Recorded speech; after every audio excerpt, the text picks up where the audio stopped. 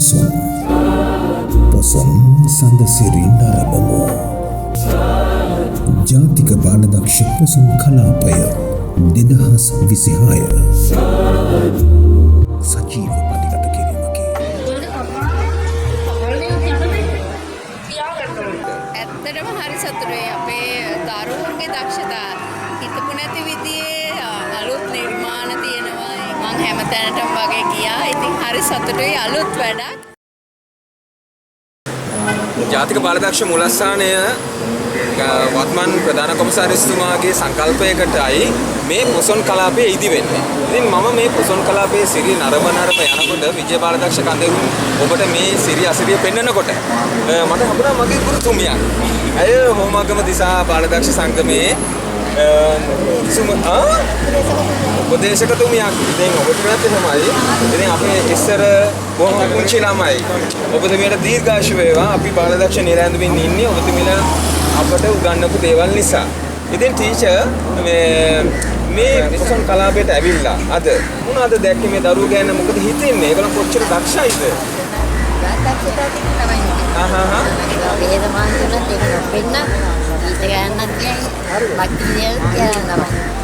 සුමනරත්න teacher දැන් මට කියන්නකෝ මේ කීවෙනි අවුරුද්දද බාලදක්ෂයෙක් කියලා?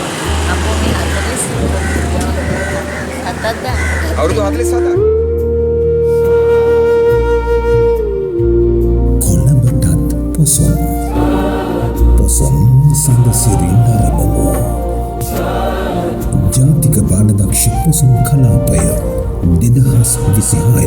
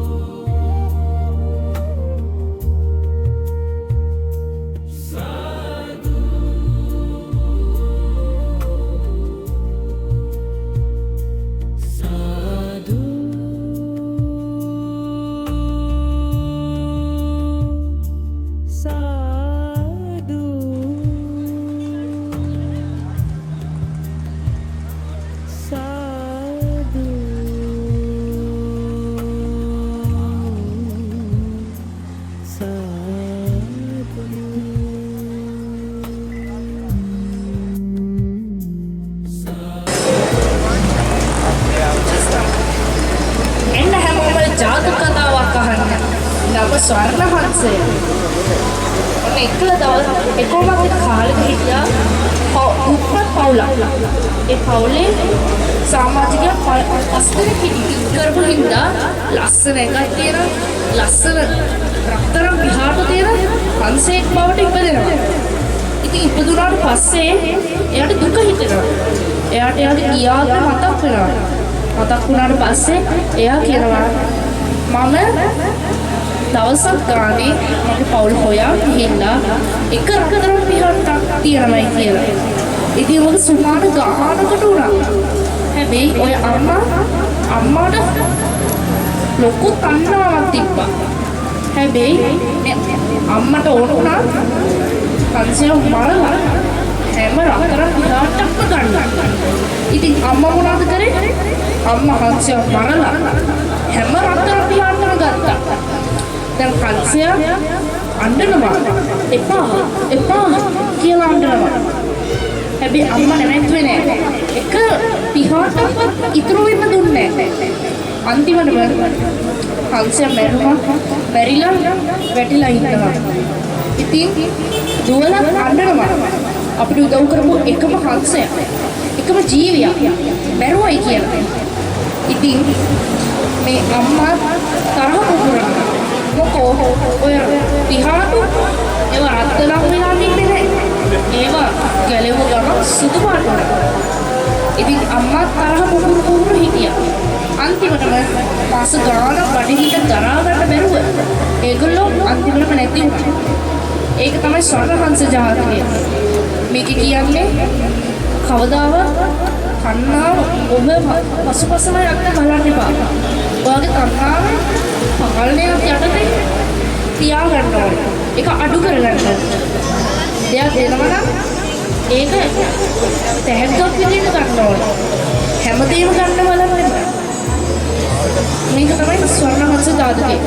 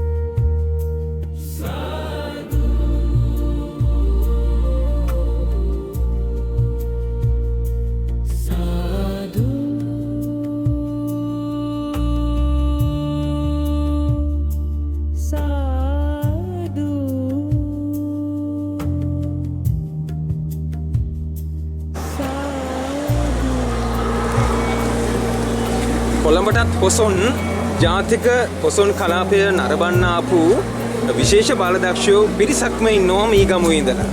මීගමුව දිසා බාලදක්ෂ සංගමය කිව්වහම බොහොම කීර්තිමත් දිසා සංගමයක්. දැන් වැඩ බලන්නේ කාලයක් තිස්සේ මම දන්න ආදරණීය නායකයෙක්. ඔව් ඇත්තටම මේ ශ්‍රී ලංකා බාලදක්ෂ සංගමය විසින් ප්‍රථම වරට පවත්වනු ලබන ජාතික බාලදක්ෂ පොසොන් කලාපය වෙනුවෙන් මීගමුව දිසාව අපි ඇත්තටම සූදානම් වුණා මේ සඳහා සක්‍රීය දායකත්වයක් දෙන්න. අපේ සිඟිති බාලදක්ෂ ඒ වගේම පෝතක කියන අංශ තුනම නියෝජනය කරමින් අපේ බාලදක්ෂින් මේ සඳහා සහභාගී වෙලා තියෙනවා සක්‍රීයව. විශේෂයෙන්ම භක්ති ගීත සංදර්ශනය සඳහා අපේ සිඟිති බාලදක්ෂයන් මෙන්ම බාලදක්ෂ දරුවන් ඒ සඳහා සම්බන්ධ වුණා. ඒ වගේම කූඩු ප්‍රදර්ශනය සඳහා ඇත්තටම විශේෂයෙන්ම කියන්න ඕනේ ගුවන් බාලදක්ෂ සමූහය ඒගොල්ලෝ සක්‍රීය දායකත්වයක් දීලා තියෙනවා මේ කූඩු ප්‍රදර්ශනය සඳහා. ඔබට මේ පසුපසින් පෙනෙන්නේ මීගමුව දිසා බාලදක්ෂ සංගමය විසින් සංවිධානය කරන ලද ඒ කියන්නේ ගුවන් බාලදක්ෂ සමූහය විසින් නිර්මාණය කරන ලද පොසොන් පහන් කෝඩුව. ඇත්තටම කියනවා නම් මීගමුව දිසාව මම හිතන්නේ ලංකාවේ කීර්තිමත් දිසා බාලදක්ෂ සංගමයක්. මීගමුව දිසාවේ බාලදක්ෂින් 3000කට ආසන්න පිරිසක් ඉන්නවා බාලදක්ෂ කටයුතු කරන ඉඩතල අංශ 4ෙන්ම. ඉතින් මම හිතනවා පොසොන් කලාපය වෙනුවෙන් අපි සක්‍රීය දායකත්වයක් ලබා දීලා තියෙනවා ජාතික පොසොන් කලාපය වෙනුවෙන් බාලදක්ෂ පොසොන් කලාපය වෙනුවෙන්. වැඩාවරණ දිසා කොමසාරිස්තුමිය මට කියන්නකෝ මේ ජාතික කටයුත්තට සක්‍රීය දායකත්වයක් දෙන්න හිතුනේ ඇයි අවංකව? ඇත්තටම අපි බාලදක්ෂයෝ හැටියට අපි ඇත්තටම සමහරක් අය අපි දැක්කේ කඳවුරු බඳිනවා. එහෙම නැත්නම් අපි විවිධ ජම්බෝර් ක්‍රියාකාරකම් වල පමණයි. ඇත්තටම වර්තමානයේ පත් වෙච්ච මනෝජ් නානායක්කාර අපේ ප්‍රධාන බාලදක්ෂ කොමසාරිස්තුමා සිහිපත් කරන්න ඕනි. එතුමාගේ සංකල්පයක් මත තමයි මේ ජාතික පොසොන් කලාපය මතුවෙන්නේ අපිට බිහි වෙන්නේ. ඒතකොට මේක අපිට පළමු අත්දැකීමක් අපිට අපි ඇත්තටම ජම්බෝරි සංවිධානය කරලා තියෙනවා. එහෙම නැත්නම් කඳවුරු සංවිධානය කරලා තියෙනවා. අපි කඳවුරු ගත වෙලා තියෙනවා.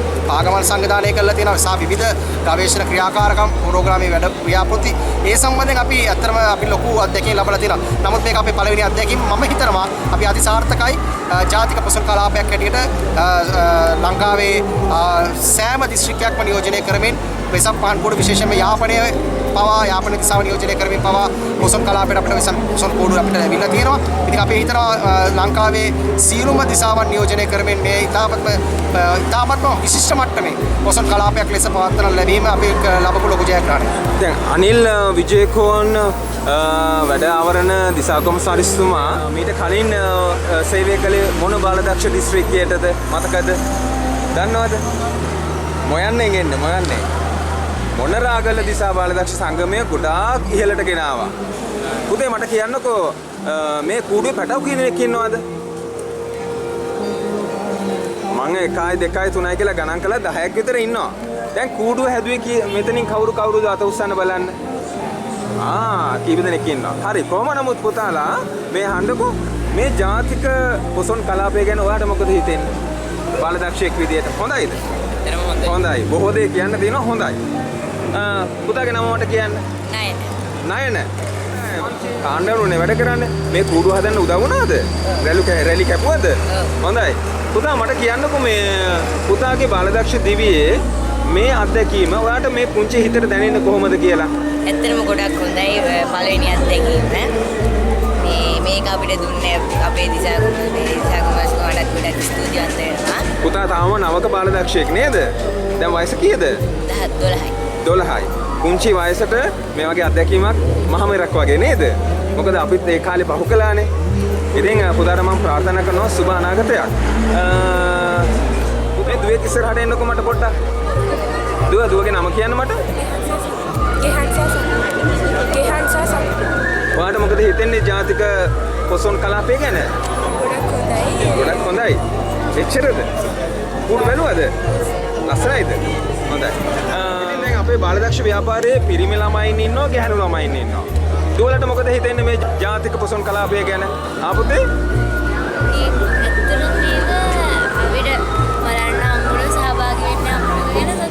පුතා දන්සල් එහෙම වැන්දද? හරි පිරිසිදුව තිබ්බ නේද? හරි පිළිවෙලයි නේද? ඒක තමයි. බාලදක්ෂයන්ගේ හැටි එහෙමනේ. දුවගේ නම මට කියන්න. ඉෂාදිනි. ඔයාගේ නම? ඔයාගේ? හොඳයි. ඉතින් මට පුතේ කියන්නකෝ සමස්ත මීගමුව දිසාවම ආවරණය වෙන්න මට මේ පුතා කියන්න. දැන් අනිල් සර් ලොකු දැක්මක් එක්කයි වැඩ කරන්නේ මීගමුව දිසා බාලදක්ෂ ළඟමය තව දියුණු කරන්න ආසයි එයා. බාලදක්ෂයින් විදියට ඔයා දන්නවද දැන් මීගමුවේ බාලදක්ෂයින් කී දෙනෙක් විතර ඉන්නවද? ඉතින් දැන් ජාතික ජම්බෝරියකුත් ලබන අවුරුද්ද එනවා. දැන් වැඩ ගොඩක් තියෙනවා කරන්න. පුතේ මට කියන්නකෝ අවසාන වශයෙන් මෙවැනි වැඩසටහන් අපි බාලදක්ෂයෝ විදියට වැඩසතියනේ කළේ ඉස්සර අවුරුද්දකට සැරයක්. ඔන්න දැන් අපි පාරට එනවා. හැබැයි පොසොන් ජාතික මහෝත්සවයට. ඔව් ඇත්තටම හොඳයි. ඒ කියන්නේ අපි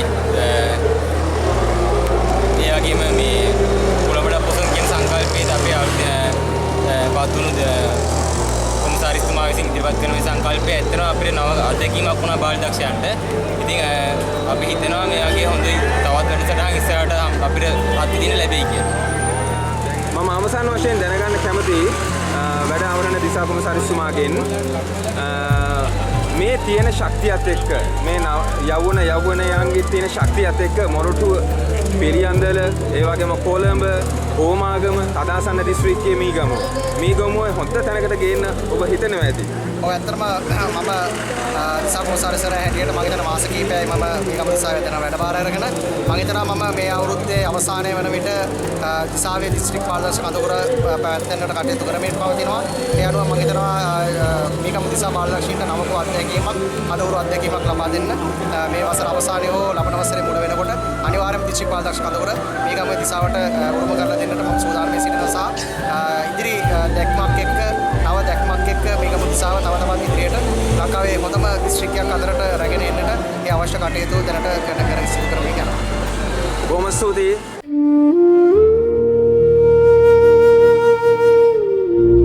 කොළඹටත්